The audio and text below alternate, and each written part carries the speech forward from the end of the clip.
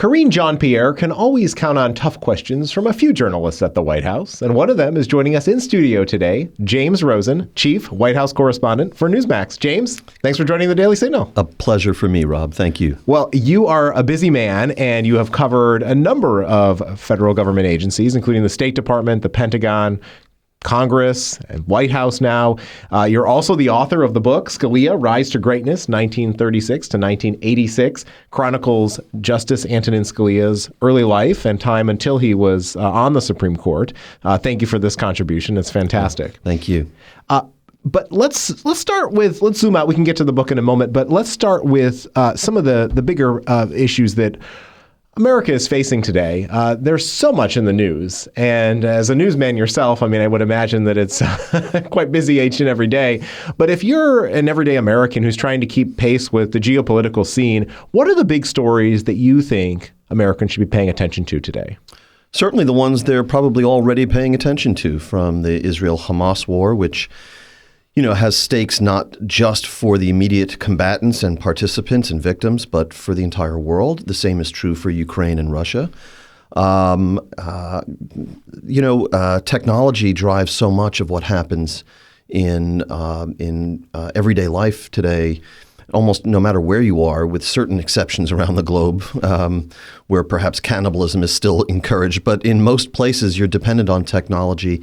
And technology is accelerating so rapidly now, more rapidly than at any point in human history, that one doesn't really have to be a Kurt Vonnegut sci-fi Fruit Loop in order to wish to pose sensibly the question as to when this technological progress will outstrip the human ability to control it. Some of us may feel we're already there, just in all the texts and emails that slip through the cracks. But so I think Americans are attuned to all of these different things. Obviously, we have an election coming up next year, and they will be very engaged in that. You started with national security and foreign policy. That's obviously an area that's dominating the headlines today. You also have a situation where President Trump is so often comparing his record in the White House to that of Joe Biden today. Given your coverage, how much responsibility should the Biden administration bear for the turmoil that's taking place overseas? I don't think anyone can lay at the feet of Joe Biden responsibility for the attacks of October 7. Certainly, President Biden has insisted that the U.S. will play an active role, albeit an indirect one, in the Russia-Ukraine conflict. And to the extent that there was success on the part of the Ukrainian forces in pushing back Russian aggression, which we witnessed for some portions of this conflict, the administration would deserve credit for that, for rallying NATO, for rallying the EU nations. The EU nations have contributed more to Ukrainian defense assistance collectively anyway than the United States has, although we are obviously the largest contributor. The question, I suppose, is raised in the sense that were former President Trump still president, would we even face some of these situations? And of course, that plunges us into what the historians like to call the counterfactual, the playing of the irresoluble game of what if. So it requires speculation clearly labeled here as such. But former President Trump can and does point to the fact that no such instances of Russian aggression, let alone on the scale that we've seen in Ukraine, occurred under his watch. So I guess it'll be left to the voters to decide in the end how much responsibility the Biden administration bears. Were you surprised at all about some of the reporting that's come out recently, including a very public letter from White House interns, which took issue with some of the administration's approach, particularly when it came to Israel? I'm not surprised. There is a strong anti-Israel sentiment that courses through younger generations, regrettably. And I think that's what we saw play out in that incident you referenced. From your seat in the White House press briefing room, what stories don't get the attention that you think they deserve, or the questions that may never even come up or you're not called on to ask? We can certainly establish that there would be a category of very important questions that never come up at the White House press briefing, simply because they really aren't directly related to politics, the federal government, or let's say the priorities of the Biden administration. So if scientists should discover that a woolly mammoth can be unfrozen after 64,000 years or something like that, I think that's very important, but it's not going to come up at the White House press briefing. All right, that's that category. I gather you're asking about categories that should come up but are neglected. And I'd have to think about it. Well, you're thinking, let me just say this. Please. I asked that question in part because it seems to an outside observer that there's a pack mentality that exists in journalism. And those journalists who are sitting in the front row tend to support each other and tend to focus on things. And it takes people like you and others who maybe not, don't have the opportunity every day to raise topics that the American people care about but otherwise aren't asked. It's no question there's a pack mentality in journalism. Probably there's a pack mentality in other disciplines as well, maybe dentistry. But science, sure, there's pack mentalities in academia. I think we're seeing that play out. I occupy the Newsmax seat in the White House press briefing room. It's not my seat, it's Newsmax's seat, and I'm privileged to sit there. It is dead center, even with the podium, in the 6th of the 7th rows. There are 49 chairs in that White House press briefing room, 7 rows of 7. I have, at different points in my career, occupied the front row real estate. The press corps in the White House is not significantly different from, let's say, the press corps on Capitol Hill or at the State Department. Reporters there, first of all, these press briefings are always opened up by the most senior wire service reporter. You may ever, if you're watching briefings, wonder, why does that person get to ask the first question? And traditionally in this town, that's how it's arranged. The senior wire service reporter goes first. The biases, the institutional biases or the substantive biases of or let's put it differently, the methodological bias of the wire service reporter is to advance what are the known stories of the day incrementally, okay, and get a new lead out of it and keep it going, right? And you see the White House press do that, and you see the Congressional Press Corps do it. You see the State Department. So-and-so has said X in response to your latest proposal. Would the White House be willing to go along with that and so forth, and trying to incrementally move things along? And there's nothing dishonorable about that. But when you're going to get called on much later in the briefing, or every 6 months, as is the lot of this reporter, those kinds of questions have already been asked and answered, or addressed, let's say, if not substantively answered. And it offers, honestly, an opportunity for someone in my position to pose questions that move beyond the incremental advances of the day and move beyond kind of a superficial surface level approach where you can really just drill down to the basic core of the matter, stripping away everything that's happened in the first 38 minutes of the briefing. And if you can do it well, you can make news. Well, let's go to my colleague John Popp, who has a clip of you asking Karine Jean-Pierre a question, and we'll see an example of that right now. The polls that show that the electorate at large and also significant majorities within the Democratic Party believe that the president is too old.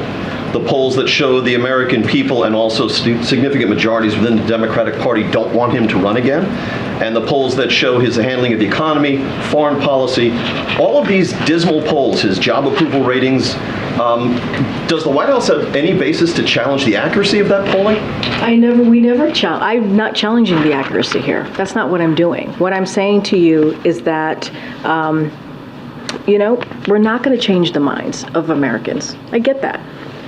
Americans are going to feel how they feel, and we're going to respect that. So, James, your thoughts, first of all, what prompted you to ask the question, and then any thoughts on her response to that?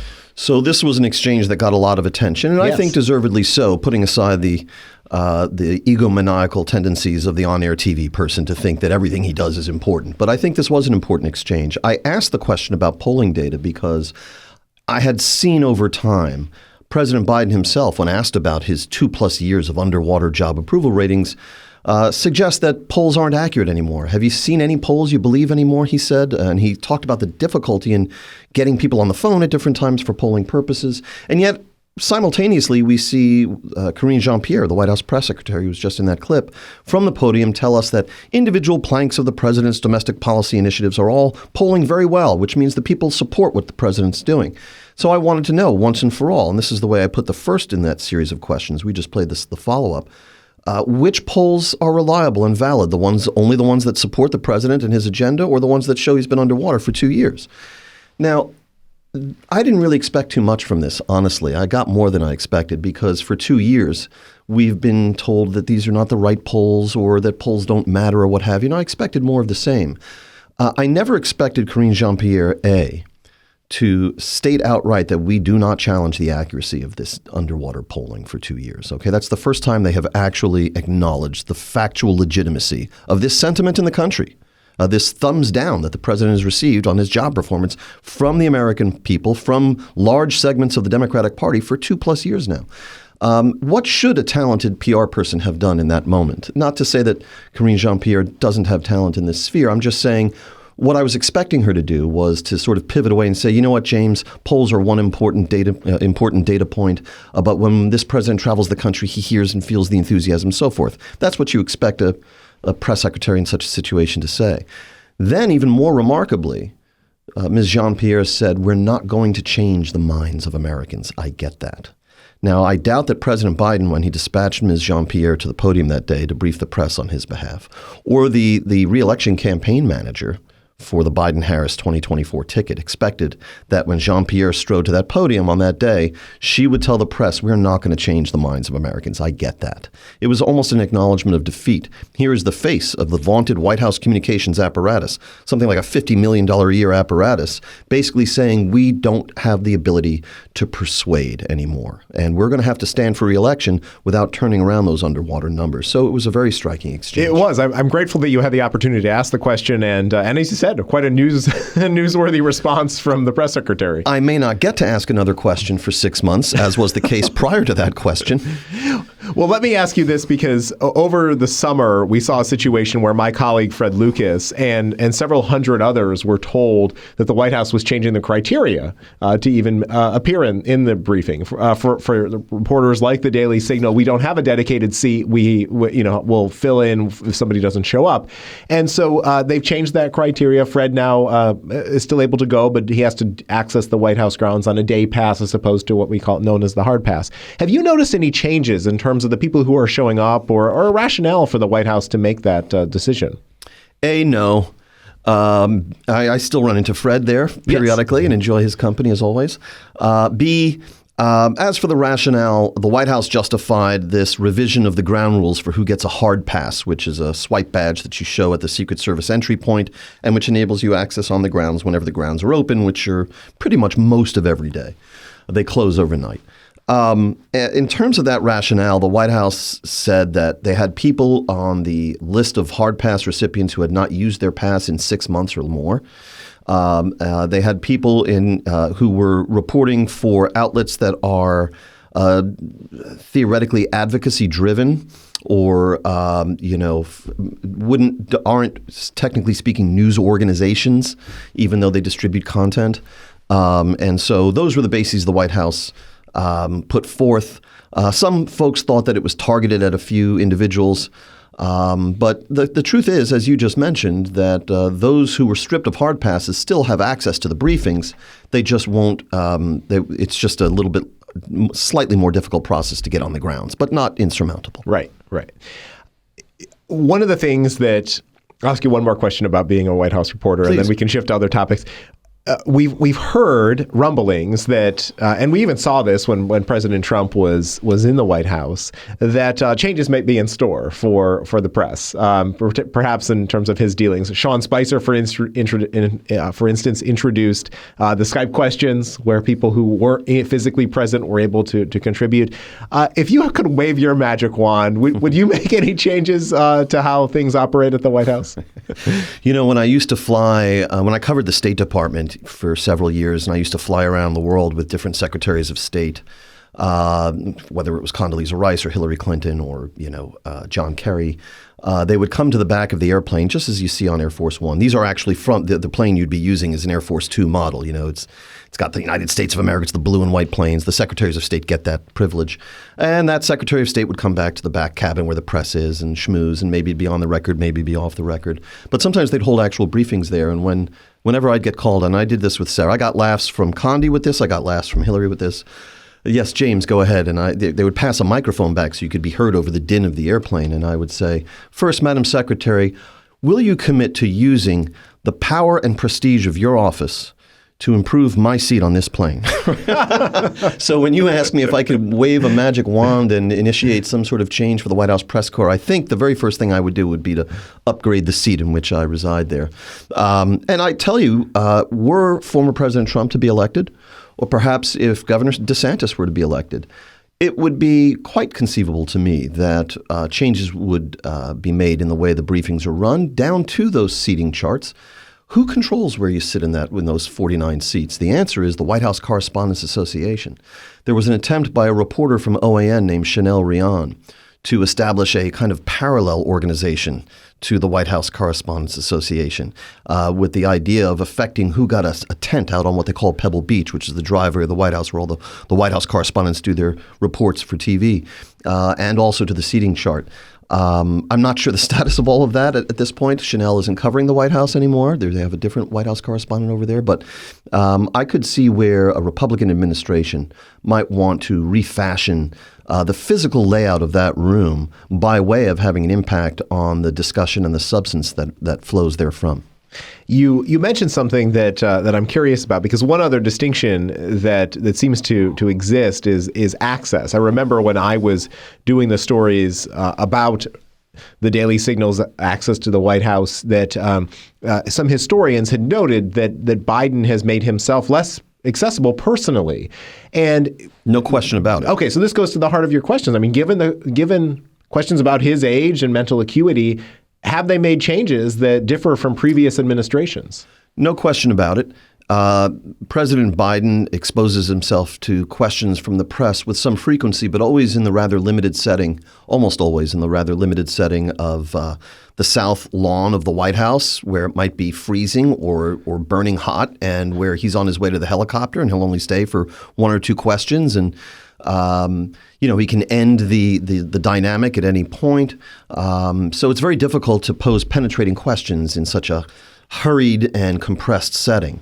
When this president sits down for interviews, it's often as likely to be with someone like the wellness guru Jay Shetty than it is, say, the New York Times. I don't think he's sat and done a New York Times interview except perhaps with Tom Friedman. I think back to Richard Nixon when he was president in his first term on January 2, 1971. He sat for a live 1-hour interview with the CBS News White House correspondent who was named Dan Rather at that time. Okay, think about that. Richard Nixon took whatever Dan Rather had to throw at him for an hour on live television. Former President Trump, to his credit, did the same with Caitlin Collins on CNN. It's an attribute altogether lacking in today's political classes beyond just Joe Biden, that political figures seem to think they and their agenda are better serviced by avoiding engagement with people who are going to hold them to account than by, in fact, being strengthened by that kind of challenge. Ruth Bader Ginsburg used to say that Antonin Scalia, and I'm not saying that just to get to segue to the book, but she used to say that she dreaded when a Scalia dissent would come into to one of her opinions would come into chambers because she knew she was in for scathing criticism. But she also said, his dissents made my opinions stronger because he forced me to reckon with things. And I say that to Karine Jean-Pierre, and I say that to Joe Biden, and to all of the modern political figures who speak for a living, in a sense. Engagement with those who will ask you the toughest questions will strengthen you and strengthen your agenda if you have what Tom Wolfe called the right stuff. Well, some of those tough questions that Biden may be forced to answer could come to a head this week. The House is planning to move forward with an impeachment inquiry vote. How big of an issue do you think that will be for this president? Obviously, former President Trump has faced 2 impeachments when Nancy Pelosi was Speaker of the House. Now you have a similar situation where it appears House Republicans will go down that road as well. On the most basic level, even if it were entirely meritless, an impeachment proceeding exacts a toll on any White House because of the availability of man hours and resources that have to be diverted to it. So on that basis alone, it's a significant problem for him. What interests me about this drive toward impeachment most is that it proposes, I believe, that an impeachment process and ultimately, in theory, a conviction could flow from acts undertaken by the targeted individual, the President of the United States, prior to his or her presidency. Now, that's never happened before. There's nothing in the Constitution about it. What is in the Constitution suggests a proceeding that would be focused on acts during the pendency of the administration, high crimes and misdemeanors. So it'll be interesting to me to see how the Republicans justify going forward with an inquiry that is focused on acts that took place either during the man's vice presidency or during the period when he was out of office. It's not to say that the evidence isn't there for it. I'm not making a judgment about that. I'm simply saying it would be the first time that the impeachment process is focused on pre-presidential acts. And I would like to see that addressed. Yeah. Well, if nothing else, hopefully it sheds light on some of the unanswered questions that we're looking for. I do want to shift to talk about the book, but also to give you an opportunity to share a little bit about how you first entered journalism and what prompted you to go into this career in media. I grew up fascinated with those clashes on television between President Nixon and Dan Rather. I eventually worked for Dan Rather a little bit, and still am in touch with Dan Rather. I also was reading Fear and Loathing in Las Vegas by Hunter S. Thompson, which was about a magazine assignment. And the freedom and the glamour associated with just those two figures right there, Hunter S. Thompson and Dan Rather. It was also larger than life. Tom Wolfe I became obsessed with, same with William F. Buckley, both of whom did not share the politics of Dan Rather or Hunter S. Thompson. And so I began, and I was thinking I would discuss this later with some of our guests. I began as a press secretary to a political figure on Staten Island, which is my hometown in New York. And I came to understand that when you do PR for a politician, you are no longer engaged in the business of giving voice to your own ideas and sentiments and thoughts and agenda, but rather to those of the person you work for. And you have to be willing to accept that in order to be good at that job. And I decided that, I wanted, rather than to promote the specific agenda of a specific individual, to train my misanthropy on everyone equally and become a reporter. So I went back to graduate school in the 90s to Northwestern University, Medill School of Journalism. Right out of there, I got my first small market TV job, which was market number 137 in the great grid of local TV news markets. You start with New York as number 1 and Los Angeles as number 2, and you work your way down to 137, and that brings you to Rockford, Illinois. And I spent a great year there in Rockford covering local news there. I worked my way back to my native New York. I worked at New York One for a little while. Then there was a startup where I was an anchor and a reporter called News 12 The Bronx, where I had my own camera. I was a one-man band shooting in the Bronx day and night. I remember Mayor Giuliani showing up for something in the Bronx, and I had to cover him myself. So I had a camera on my right shoulder. I had the microphone in my left hand, but I crossed my chest with the left hand to hold the microphone from an angle as if it appeared that there was actually a reporter standing next to the cameraman in this instance. And then I would say, Mr. Mayor, if you would just look that way when you address my question. So, and you adapt. But and after that, I got my big break, which was through Britt Hume at Fox News. And I joined the Washington Bureau of Fox News and became a Washington correspondent on February 22, 1999, which was the first business day, a Monday, after the acquittal of Bill Clinton, President Clinton, in his impeachment trial over the Monica Lewinsky matter. So I missed all of that craziness, but boy, I've certainly encountered a lot of it since then too. Yeah, well, amazing. Thank you for sharing that story. Now, of course, years later, you would go on to write the book, Scalia: Rise to Greatness. You have covered the Supreme Court. So what was the inspiration behind this book? And I should say that we'll make sure we leave in the show notes links to the event we did here at the Heritage Foundation and the interview you did. That's very kind of you. It was a great honor to appear at Heritage to discuss the book back in March when it came out, as it is today, to be here today. One of the first things I did when I arrived in Washington to be a Washington correspondent at the age of 30 in 1999 was to write to Justice Antonin Scalia, seeking an interview on Fox News stationery. And I got a reply from him, where in essence he said that he's a fan of Fox News, which was striking to read in 1999 when Fox had not yet overtaken CNN in the ratings, and a lot of people at that time confused Fox News for Fox 5. Are you the local? They hadn't, and so he was a fan already.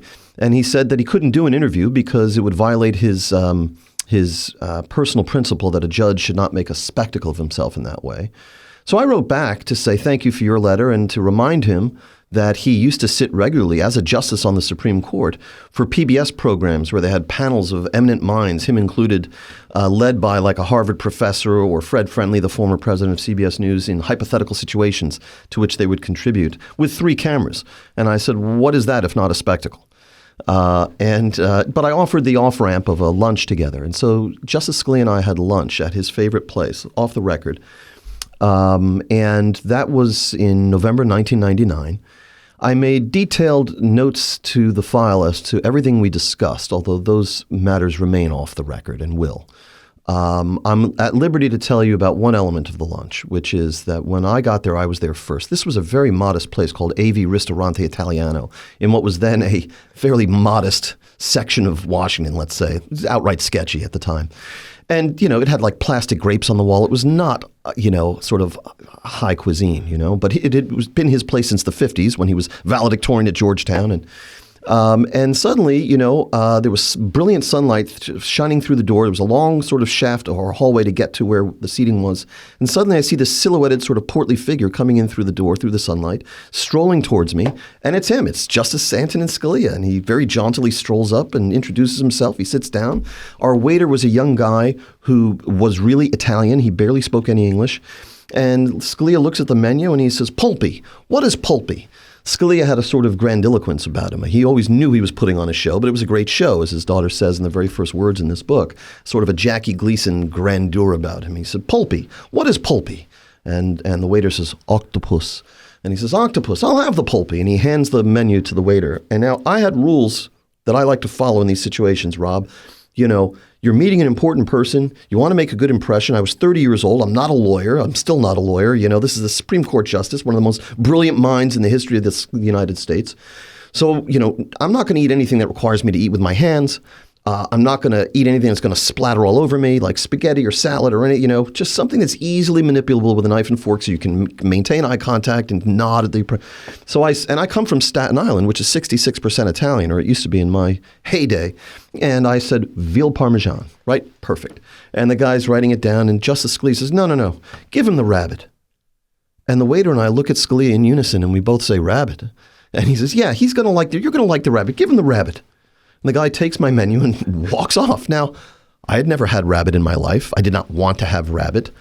When it came, and I'm struggling to hold my own in this conversation and just, stay with it. Although I think the justice had a good time. The rabbit is served. I don't know anything about rabbit. Do they serve it like with the head still on, like fish or something? I have no idea, And so there was this dollop of green material on the plate. In my mind, looking back, it's sort of like guacamole, although I know rabbit is not served with guacamole, but that's what it looks like in my memory.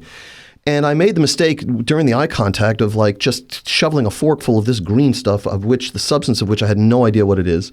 And it was one of those moments where it's clear to you in an instant, a nanosecond, that your only course of action here is to shove this unknown substance into your mouth, swallow it swiftly, and just keep nodding, and get about your business. To this day, I don't know what that was. Okay? Oh, jeez. So what happened here, in short, the country's foremost opponent of judicial activism overruled my lunch order. Yes. Not even Mrs. Rosen does that. So anyway, but we had lunch once more. Thereafter, we had this very humorous correspondence that went on for about 2 years, and that I will be able to publish in Volume 2, which will treat the Justice's years on the Supreme Court, 1986 to his passing in 2016. We're so excited that you're embarking on that project. It's obviously incomplete if you don't have that second volume. I wasn't really able to celebrate that much in March because I have this hanging over me, right? Right. True. Well, it makes a great Christmas gift for those of you who are still looking. James, as we wrap up here, obviously the media landscape is changing so rapidly, and Newsmax has had great success within the last couple of years to really build a much larger following. What's the best way for our audience to learn more about your work, but also to keep tabs on what your colleagues are doing? So, thank you for asking, Rob. You can watch Newsmax. You can watch N2, Newsmax 2, which is our streaming service. And on Newsmax.com, there's information about how to sign up for these various things. You can also follow me, not only my reports from the White House every day on Newsmax, but also on my Twitter feed or my X feed.